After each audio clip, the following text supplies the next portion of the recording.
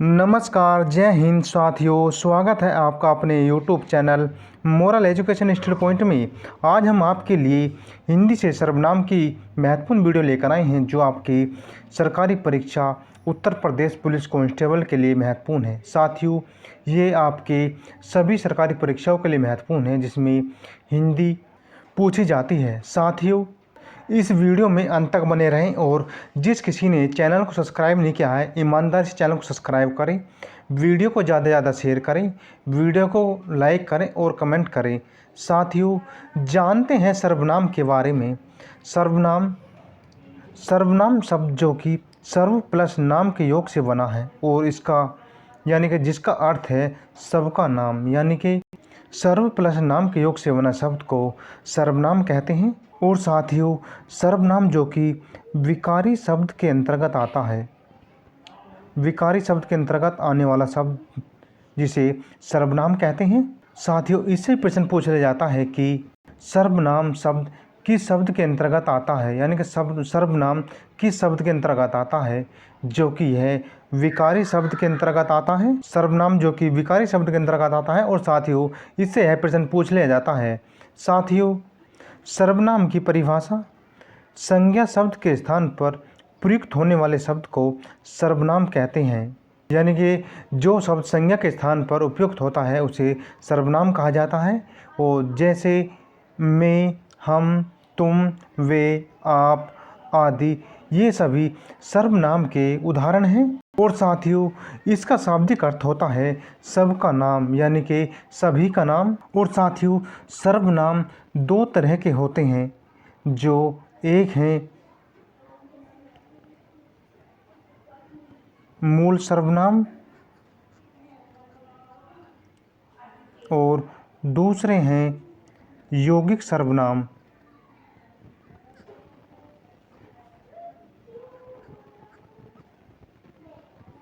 साथियों, इससे भी प्रश्न पूछ लिया जाता है कि सर्वनाम में मूल सर्वनाम किसे कहते हैं। और साथियों, मूल सर्वनाम की संख्या 11 होती है। साथियों, बता दें कि मूल सर्वनाम वह छोटा सर्वनाम होता है जिससे कारक चिन्ह अर्थात प्रसर्ग लगाकर यौगिक सर्वनाम बनाए जाते हैं, उसे मूल सर्वनाम कहा जाता है। और साथियों, मूल सर्वनामों की संख्या जो कि 11 है। साथियों, जानते हैं मूल सर्वनाम कौन कौन से हैं। हिंदी मूल सर्वनाम 11 हैं, जो कि मैं, तू, आप, यह, वहाँ, जो, सो, कौन, क्या, कोई, कुछ, ये सभी मूल सर्वनाम हैं। एक बार और बता देते हैं। मैं, तू, आप, यह, वह, जो, सो, कौन, क्या, कोई, कुछ, ये सभी 11 मूल सर्वनाम हैं। और इनसे भी प्रश्न पूछ लिया जाता है कि हिंदी में कितने मूल सर्वनाम हैं, जो 11 मूल सर्वनाम हैं। साथियों, अब बात करते हैं यौगिक सर्वनाम। यौगिक सर्वनाम कौन कौन से हैं? इसमें है मैंने,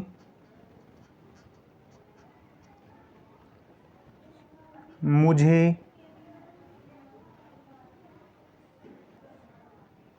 मेरी, मेरे, तुम, तुम्हें, तुम्हारा, ये सभी यौगिक सर्वनाम हैं। साथियों, प्रयोग की दृष्टि से सर्वनाम की संख्या 6 है, जिसमें पुरुषवाचक सर्वनाम, निश्चयवाचक सर्वनाम, अनिश्चयवाचक सर्वनाम और संबंधवाचक सर्वनाम, प्रश्नवाचक सर्वनाम और निजवाचक सर्वनाम हैं। इससे प्रश्न बनता है कि सर्वनाम की संख्या कितनी है। ऑप्शन 2, 3, 4, 6। तो इसका सही जवाब होगा 6, जो कि सर्वनाम की संख्या 6 है। सर्वनाम 6 प्रकार के होते हैं। साथियों, जानते हैं इन 6 के 6 सर्वनामों के बारे में।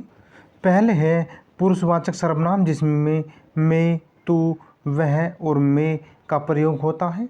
और दूसरा है निजवाचक, जिसमें आप और आदि इस तरह का प्रयोग होता है। और फिर है निश्चयवाचक या संकेतवाचक सर्वनाम जिसमें यह और वह का प्रयोग होता है। फिर है अनिश्चयवाचक सर्वनाम जिसमें कोई कुछ यानी कि जो अनिश्चय हो उसके बारे में वर्णन हो वह अनिश्चय सर्वनाम कहलाता है। फिर है संबंधवाचक सर्वनाम जिसमें जो सो का प्रयोग होता हो उसे संबंधवाचक सर्वनाम कहते हैं। और फिर है प्रश्नवाचक सर्वनाम जिसमें कौन क्या ये सभी प्रश्नवाचक सर्वनाम के अंतर्गत आते हैं। तो साथियों जानते हैं सर्वनाम के 6 के 6 प्रकार के बारे में महत्वपूर्ण तथ्य। पहला है पुरुषवाचक सर्वनाम। साथियों जिस सर्वनाम शब्द का प्रयोग बोलने वाले और सुनने वाले या अन्य किसी व्यक्ति के स्थान पर किया जाता है उन्हें पुरुषवाचक सर्वनाम कहते हैं। और साथियों बता दें कि पुरुषवाचक सर्वनाम 3 प्रकार के होते हैं।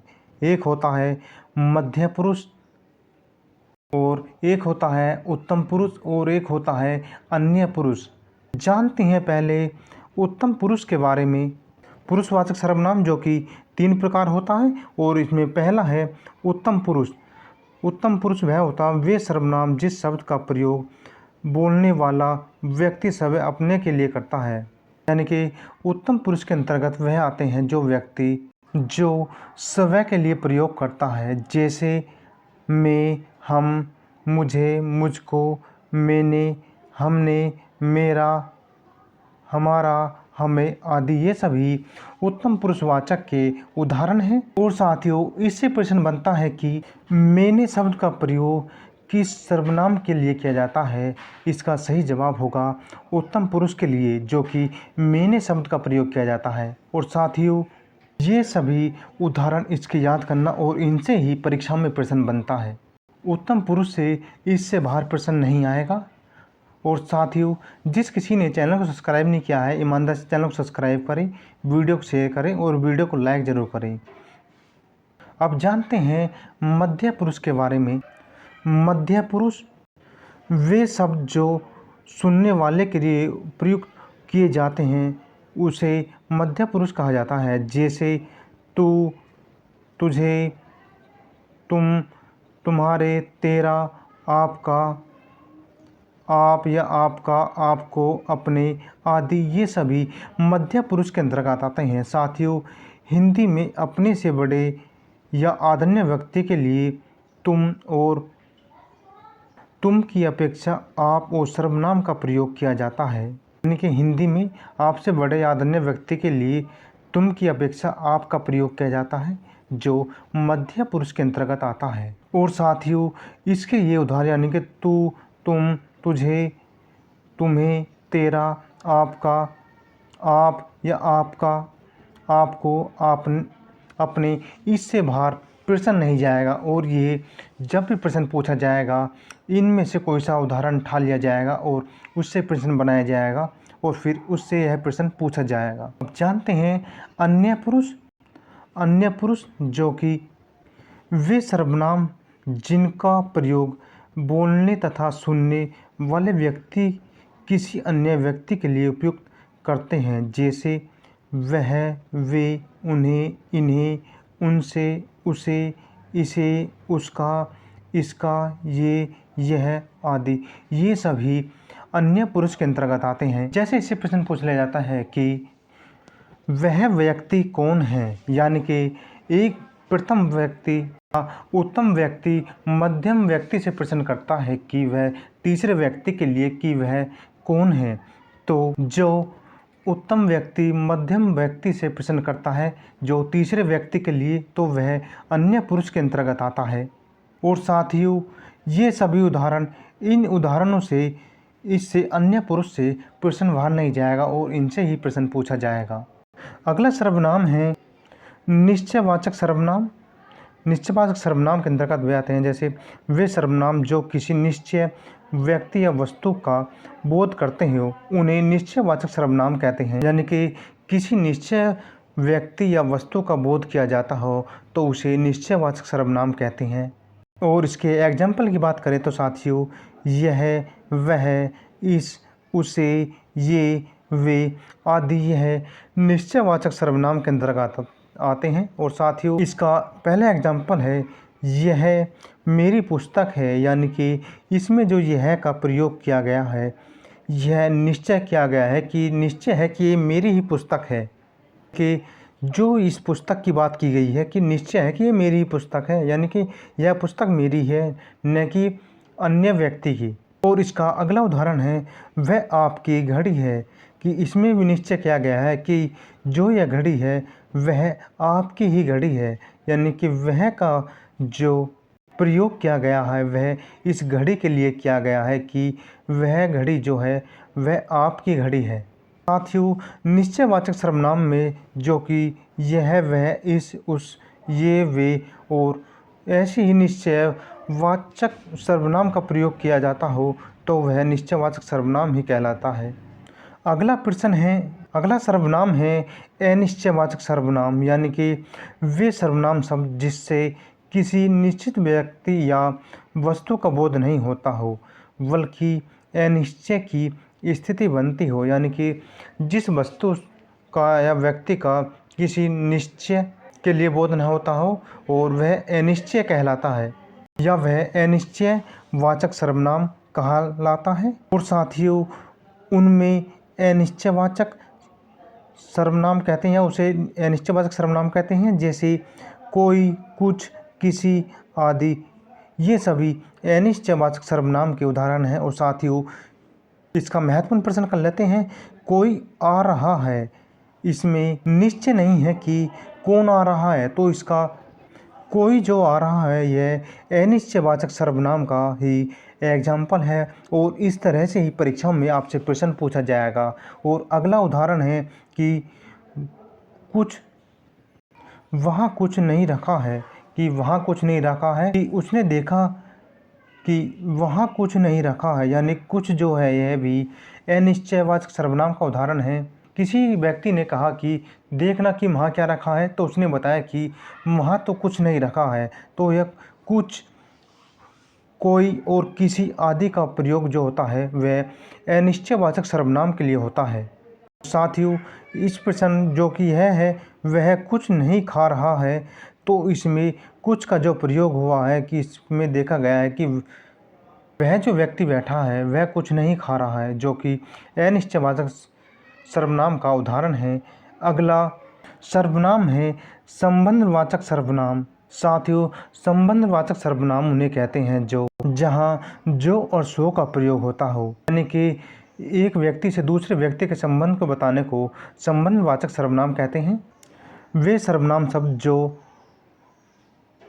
दो पृथक पृथक बातों के स्पर्श संबंध को व्यक्त करते हैं उन्हें संबंधवाचक सर्वनाम कहते हैं, जैसे जो, सो, जिसकी, उसकी, जितना, उतना आदि, ये सभी संबंधवाचक सर्वनाम के अंतर्गत उदाहरण हैं। और साथियों, यह प्रश्न है कि जो आया है सो जाएगा, यानी कि जहाँ जो और सो का प्रयोग हो चुका हो वहाँ हमेशा संबंधवाचक सर्वनाम ही कहलाएगा, यानी कि वहाँ हमेशा संबंधवाचक सर्वनाम ही होगा। और साथियों, अगला उदाहरण है जितना शक्कर डालोगे उतना मीठा होगा, यानी कि जितना और उतना का प्रयोग हुआ है यह भी संबंधवाचक सर्वनाम के अंतर्गत हुआ है कि जितना, उतना, जो, सो, जिसकी, उसकी, ये सभी संबंधवाचक सर्वनाम के महत्वपूर्ण उदाहरण हैं और इनसे ही परीक्षाओं में प्रश्न पूछा जाता है। तो साथियों, जिस किसी ने चैनल को सब्सक्राइब नहीं किया है ईमानदार से चैनल को सब्सक्राइब करें, वीडियो को ज़्यादा से ज़्यादा शेयर करते रहें। अगला सर्वनाम है प्रश्नवाचक सर्वनाम। वे सर्वनाम शब्द जो प्रश्नवाचक का बोध कराते हों या वाक्य को प्रश्नवाचक बना देते हैं उन्हें प्रश्नवाचक सर्वनाम कहते हैं, जैसे कौन, क्या, कहाँ आदि, ये सभी प्रश्नवाचक के उदाहरण हैं। इसका एग्जाम्पल है कौन नाच रहा है। इसमें कौन जो है यह इन्हों नहीं पता है कि यह कौन नाच रहा है, जो कि ये प्रश्नवाचक का उदाहरण है। इसमें उत्तम व्यक्ति मध्यम व्यक्ति से पूछ रहा है कि इसमें कौन नाच रहा है, तो इसका पता नहीं है कि कौन नाच रहा है। जो कौन जो है यह प्रश्नवाचक का उदाहरण है और इस तरह से ही परीक्षाओं में प्रश्न पूछे जाएंगे। अगला उदाहरण है वह क्या लाया है। वह क्या लाया है कि वह क्या लेकर आया है। इसमें क्या जो है यह प्रश्नवाचक सर्वनाम है। तो साथियों प्रश्नवाचक सर्वनाम से इस तरह से ही प्रश्न पूछे जाएंगे। और जानते हैं निजवाचक सर्वनाम के बारे में। निजवाचक सर्वनाम वे सर्वनाम जिन्हें बोलने वाला कर्ता स्वयं अपने के लिए उपयुक्त करता है उन्हें निजवाचक सर्वनाम कहते हैं। यानी कि जो व्यक्ति अपने स्वयं के लिए उपयुक्त करता है उसे निजवाचक सर्वनाम कहते हैं। और साथियों जैसे स्वयं, अपना, खुद, स्वतः, ये सभी निजवाचक सर्वनाम के उदाहरण हैं। और साथियों इसका प्रश्न है मैं अपना खाना पका रहा हूँ। यानी कि मैं अपना खाना पका रहा हूँ जिसमें अपना यह निजवाचक सर्वनाम का उदाहरण है। और इस तरह से ही इसमें प्रश्न पूछा जाता है कि निम्नलिखित प्रश्न में से निजवाचक सर्वनाम क्या है। तो इसमें मैं अपना खाना पका रहा हूँ जिसमें अपना जो है यह निजवाचक सर्वनाम है। और अगला प्रश्न है यह काम स्वयं को करना चाहिए। यह काम स्वयं को करना चाहिए जिसमें इससे प्रश्न पूछा जाएगा कि निम्न में से निजवाचक सर्वनाम क्या है जिसमें स्वयं जो है यह निजवाचक सर्वनाम है। साथियों इस तरह से ही निजवाचक सर्वनाम से प्रश्न पूछा जाएगा और साथ की परीक्षाओं में सर्वनाम से इनसे बाहर प्रश्न नहीं जाएगा। तो साथियों जानते हैं सर्वनाम के विकारी रूप यानी कि विभिन्न कारकों में प्रयुक्त होने पर सर्वनाम शब्द के रूप में परिवर्तित हो जाते हैं। यानी कि विकारी शब्द वे होते हैं जो विभिन्न कारकों में प्रयुक्त होने वाले सर्वनाम शब्द के रूप में परिवर्तित हो जाते हैं। तथा साथियों सर्वनाम का प्रयोग संबोधन में नहीं होता तो इन्हें विकारी के रूप में जानते हैं। यानी कि इन्हें विकारी शब्द कहते हैं। जैसे मैंने, मुझको, मुझसे, हमने, हमको, हमसे, मेरा, हमारा, उसने, उसका, उसको आदि ये सभी विकारी शब्द के रूप हैं या सर्वनाम के विकारी रूप हैं। साथियों सर्वनाम के विकारी रूपों में इनसे बाहर प्रश्न नहीं जाएगा। तो साथियों यह थी सर्वनाम से आपके महत्वपूर्ण वीडियो जो आपके परीक्षाओं के लिए महत्वपूर्ण है। तो साथियों इस वीडियो को ज़्यादा से ज़्यादा शेयर करें और जिस किसी ने चैनल को सब्सक्राइब नहीं किया है ईमानदार से चैनल को सब्सक्राइब करें और वीडियो को लाइक और कमेंट करके बताएं कि वीडियो कैसी लगी। तो साथियों आज के लिए इतना ही। जल्द ही आपके लिए एक और महत्वपूर्ण वीडियो लेकर आएंगे। जय हिंद साथियों।